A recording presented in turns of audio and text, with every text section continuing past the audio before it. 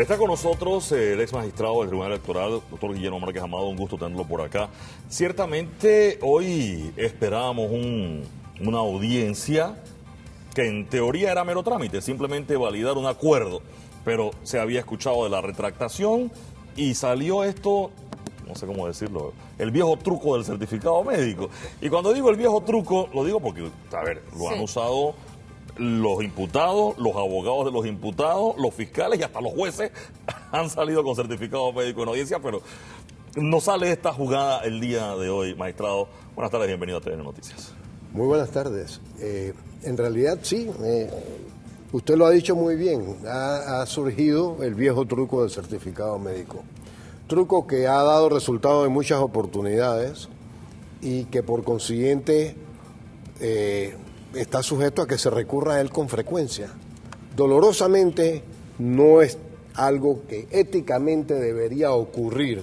Claro. E inclusive en las disposiciones legales existentes existen mecanismos para prevenir que se esté utilizando con la ligereza con que se hace.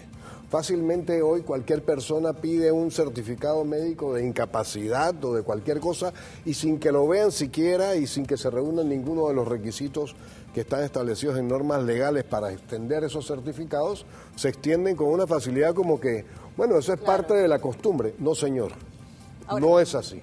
¿Cómo queda? Ni debe ser así. ¿Cómo queda esta práctica utilizada por la defensa del señor Moncada Luna de presentar un certificado y ahora cuando Medicatura Forense entra también con especialistas, con otros galenos y descarta cualquier tipo de incapacidad? ¿Cómo queda? Queda totalmente desacreditada.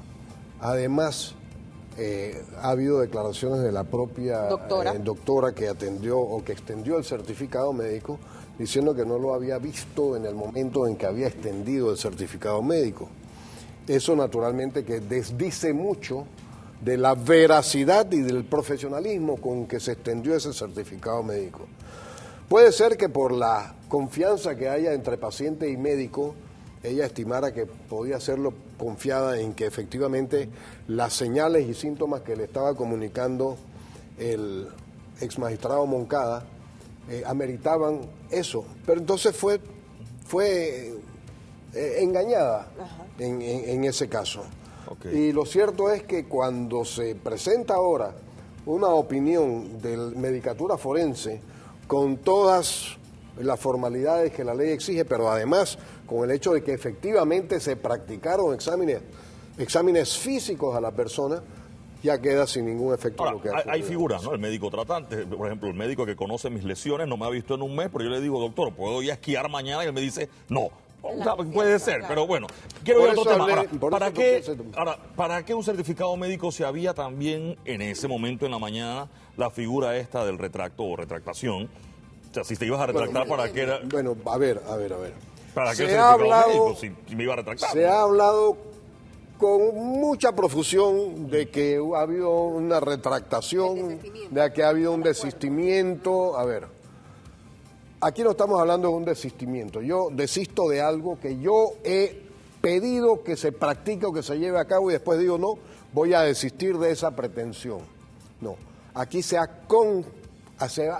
admitido que se han violado normas penales que ameritan la imposición de sanciones y ahora casi como si fuera una confesión. De hecho, claro, como si fuera una confesión, es una confesión y ahora se pretende que eso no tenga ningún efecto. Yo quiero recordar que en 1955, después del crimen de José Antonio Remón Cantera, Rubén Miró confesó que él había sido el que había hecho unos disparos y luego se retractó de aquello, pero fue llamado a juicio sobre la base de la confesión que había hecha, porque jamás se pudo acreditar que esa confesión hubiera sido obtenida ni con amenazas de fuerza, ni con engaños, ni con nada que pudiera desvirtuar el contenido de aquella confesión.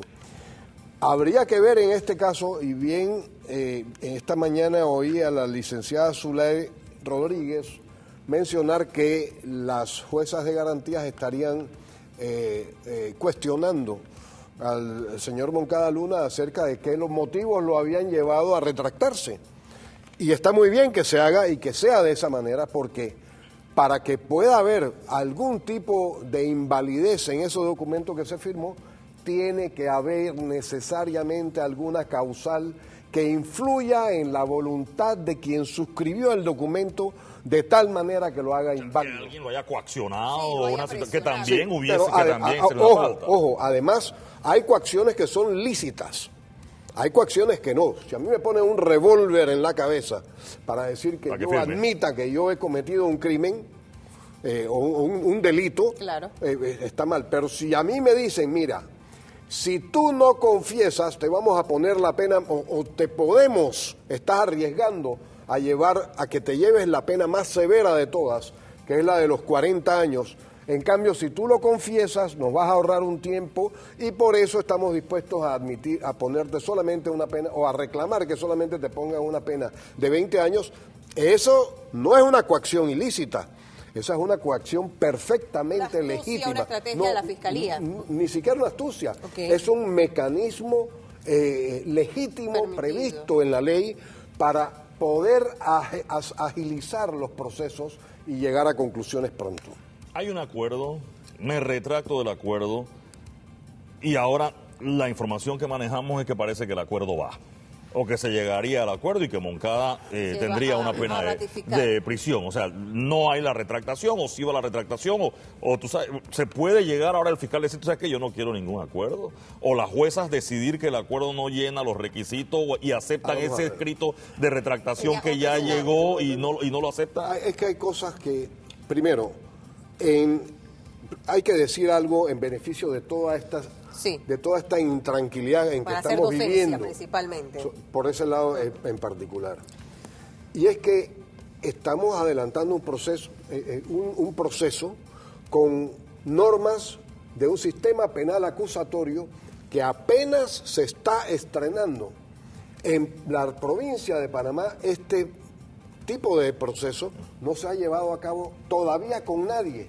Y el primer caso que se llega a ventilar bajo ese esquema es precisamente de un magistrado, pero además de un ex magistrado de la Corte Suprema de Justicia, o magistrado separado de la Corte Suprema de Justicia, pero además no precisamente ante juzgado. quienes son normalmente jueces, sino ante una asamblea que en función fungiendo. de lo que dicen las normas tiene que asumir ese rol.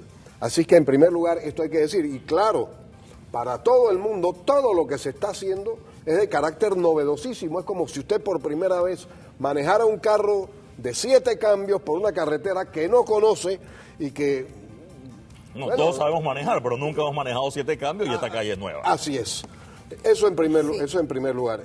En segundo lugar, yo creo que hay que decir claramente que este tipo de documentos no son algo de lo que uno se puede... Eso es como si me dijeran, yo lo veo, desde mi perspectiva es algo así como que, bueno, ya el niño nació, mejor vamos a devolvérselo al útero a la madre.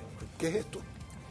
Eso no, sí. De echar para atrás. Sí, Habría que hacer un nuevo acuerdo. O Habría sea, que si ya se entrar- presentó el documento Yo de no- la retractación, Exacto. habría que hacer un nuevo acuerdo. Yo no veo que en las disposiciones legales hay nada, las vigentes en este momento, que digan que un acuerdo de ese tipo se puede dejar sin efecto porque la parte que lo suscribió o cualquiera de las partes diga, no, ya yo no acepto ese acuerdo. Pero si ya está firmado, ya está suscrito. A menos que Claro. haya nuevos hechos respecto al delito que ameriten una modificación del mismo. Es decir, ex magistrado, que si mañana, supuestamente, según la información extraoficial que manejamos, mañana se reanuda la audiencia, se presenta entonces el magistrado separado Alejandro Moncada Luna y dice, ¿saben qué? Sí me voy a ratificar en el acuerdo.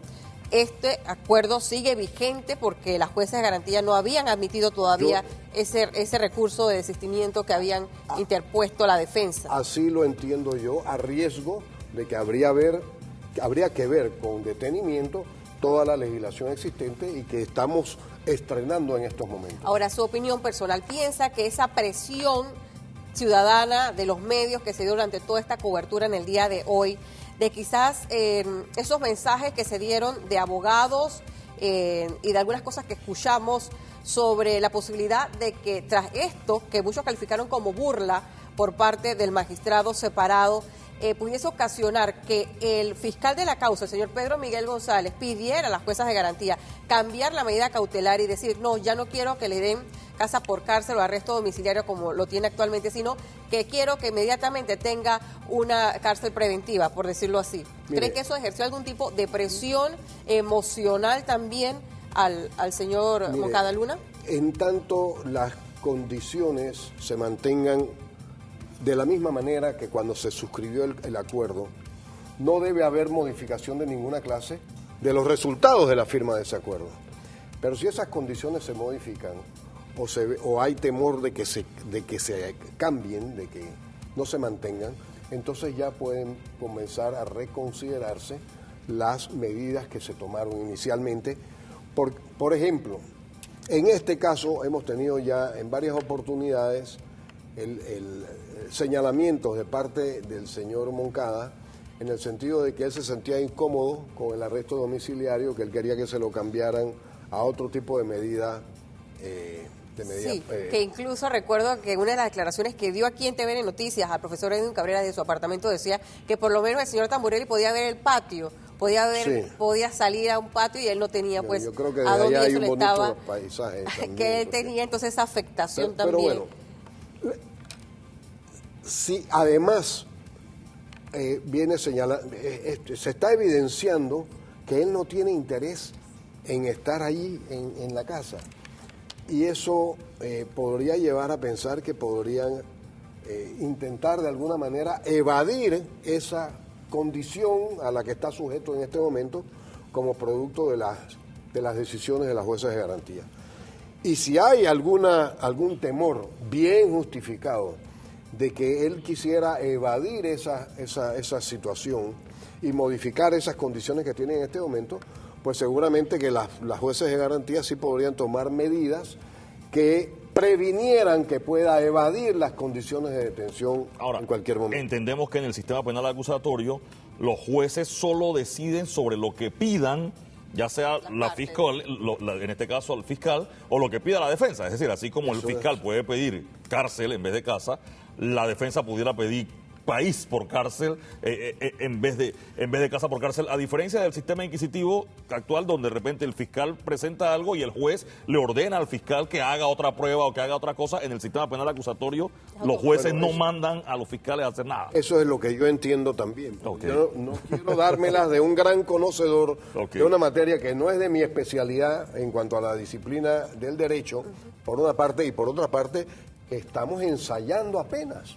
Y aunque yo me he dedicado a revisar el proceso penal acusatorio y las normas del Código Judicial aplicables a estas condiciones, y por eso me permito indicar que no he encontrado normas que permitan a nadie desdecirse y dejar sin efecto un acuerdo como ese, tampoco quiero pasar como que fuera la lumbrera de algo que no manejo con eso. Continuamos acá conversando con el exmagistrado del Tribunal Electoral, Guillermo Márquez Amado. Escuchábamos ese escenario de que qué pasaba si el exmagistrado o el magistrado separado decía renuncio al cargo.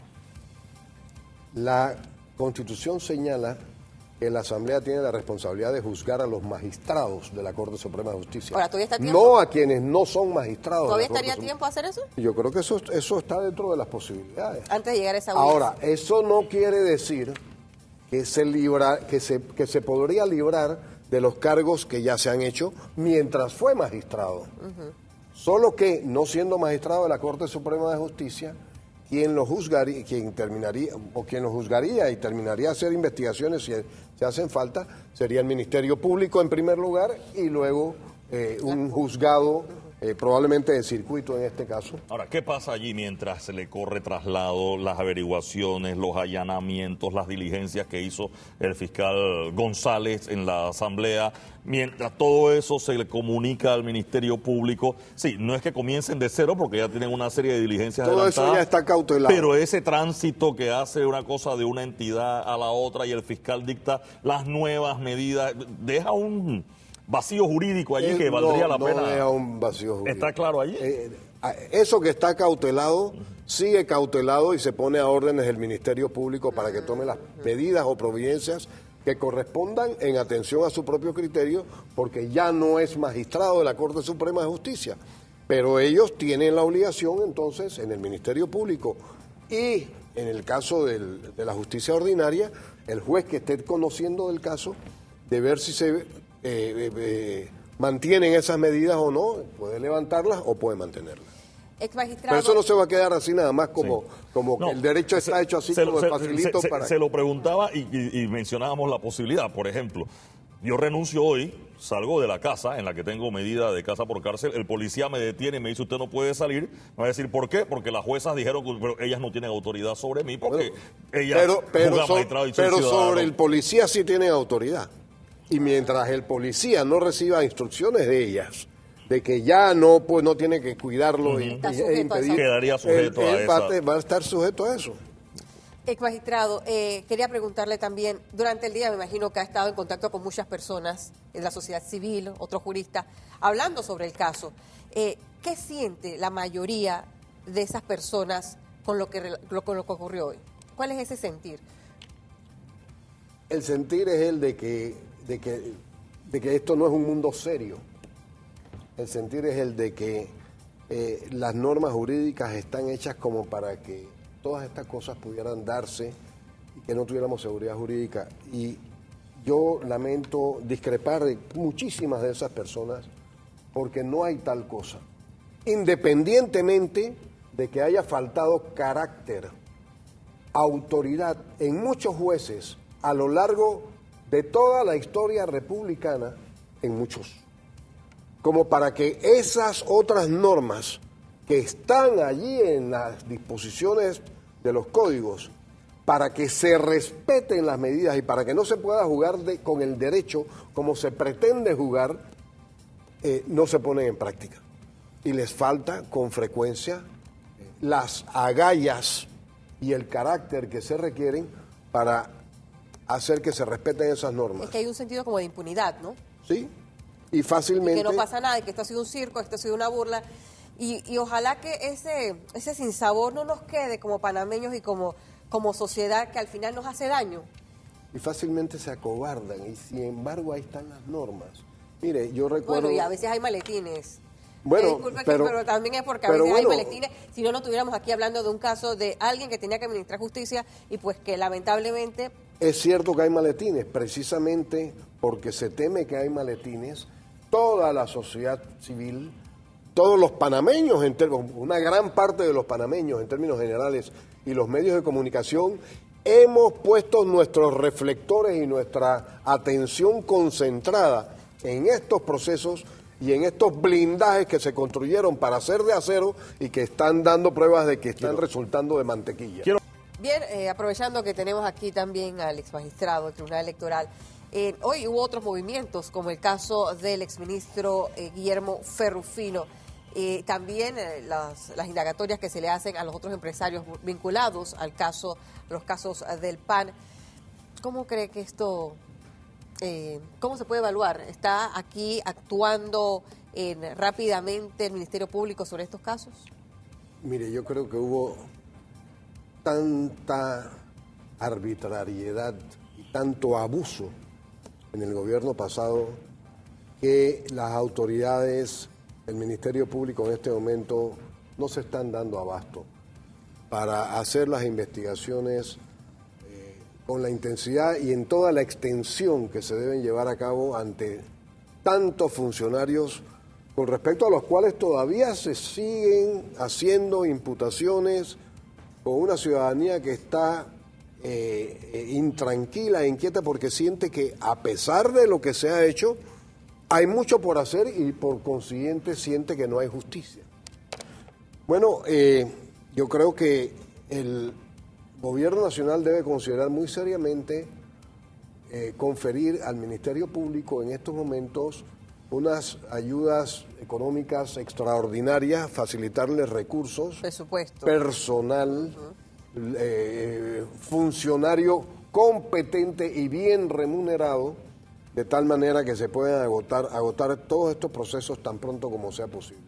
Y yo sí creo, desde hace mucho tiempo lo creo y lo he venido diciendo, que aquí va a haber precedentes establecidos que van a ser disuasivos para que en el futuro otros funcionarios públicos vean esos ejemplos y se abstengan de caer en esos pecados y en esos delitos.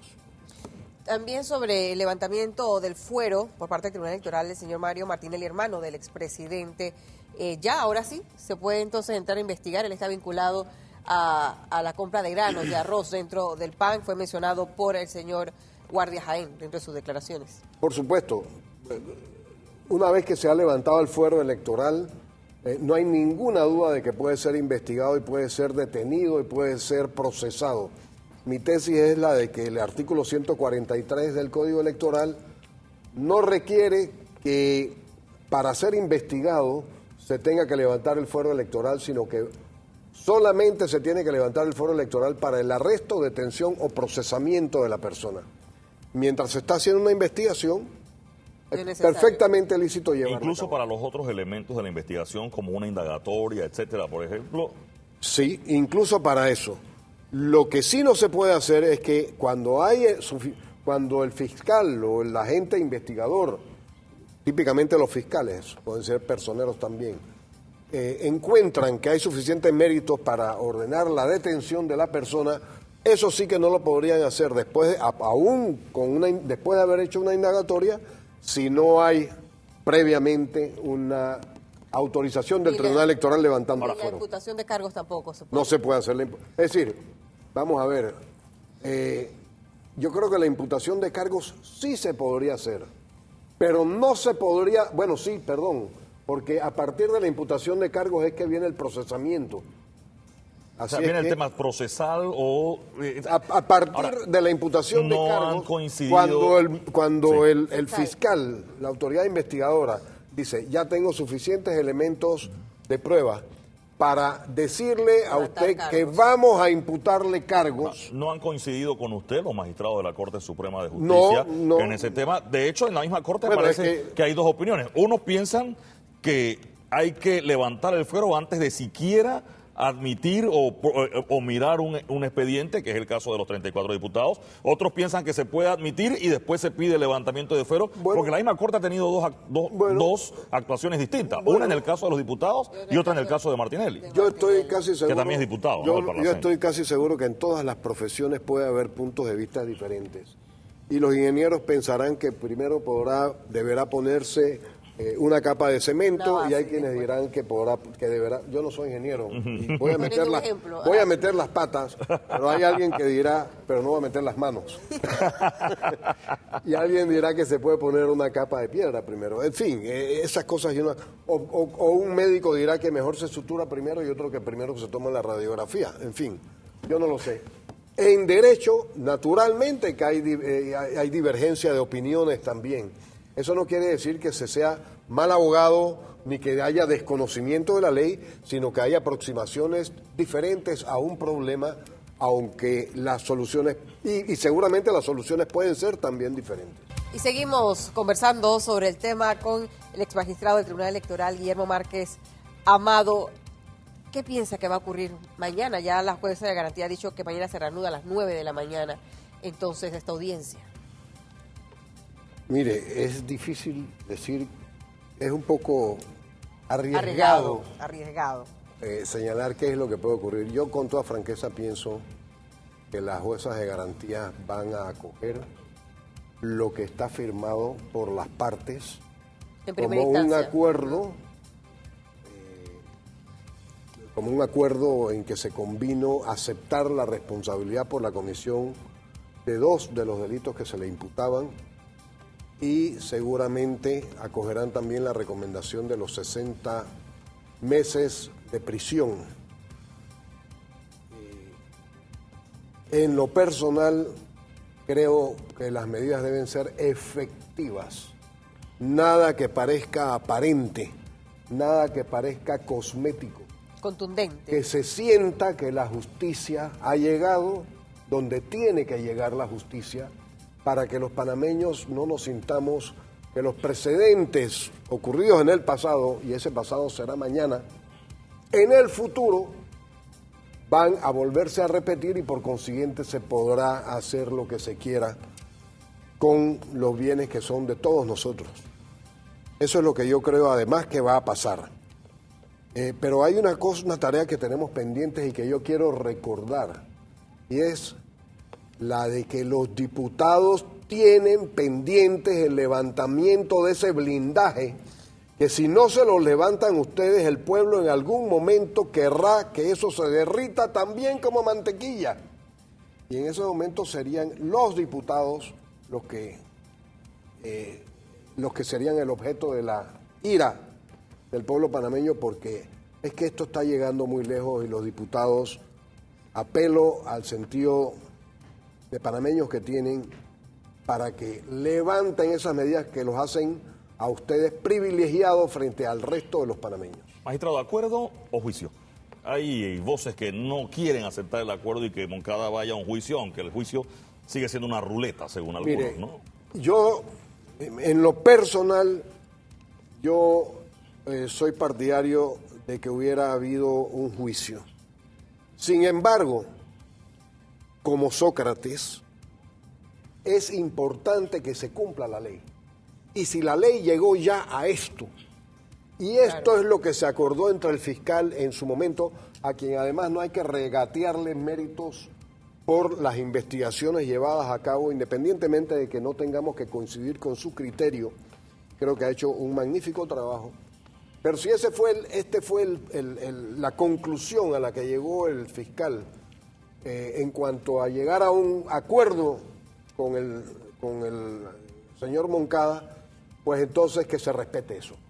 Lo que no podemos estar haciendo es saltimbanqueando con las leyes, cambiándolas porque ahora me parece y ahora no me parece y ahora cambió la circunstancia o no cambió la circunstancia. Tenemos que respetarle y tenemos que darle plena vigencia a lo que es nuestro ordenamiento jurídico. A la doctora que hizo este certificado y que dijo pues fue engañada por parte de la defensa del señor Moncada Luna, que ella la última vez que la había visto fue el sábado y le habían dicho de que la audiencia ya no se iba a dar y bueno, ella le emitió entonces este certificado de incapacidad. ¿Cabe alguna sanción para ella? Sí, caben sanciones, dolorosamente caben sanciones. Ojalá sean lo más benignas posibles en atención a que, como ella ha dicho, fue tomada en un momento de vacilación, desapercibida, confiada, pero quede como experiencia para todos nuestros galenos, muchos de los cuales dan certificados médicos con unas facilidades enormes que hasta llegan a afectar la economía nacional, porque hay gente que haciéndose de un certificado médico deja de concurrir a trabajar sobre pretexto de que ese certificado la exonera de tener que hacerlo. Nosotros tenemos que convertirnos en una nación seria, mayor de edad, donde las normas no son un jueguito y no son un comodín que se puede cambiar para poner o quitar tales o cuales cosas. Y en ese sentido yo me temo que a la doctora probablemente lo menos que tendrá será una amonestación o algo por el estilo de algún consejo ético médico, que yo sé que ellos los tienen, y además debo señalar que hay normas que prohíben que un certificado médico hubiera sido extendido en la forma como se hizo. Guillermo Márquez Amado, ex magistrado del Tribunal Electoral, abogado, profesor, gracias por estar con nosotros en esta oportunidad aclarando algunos temas y compartiendo su opinión también sobre lo que ha estado ocurriendo.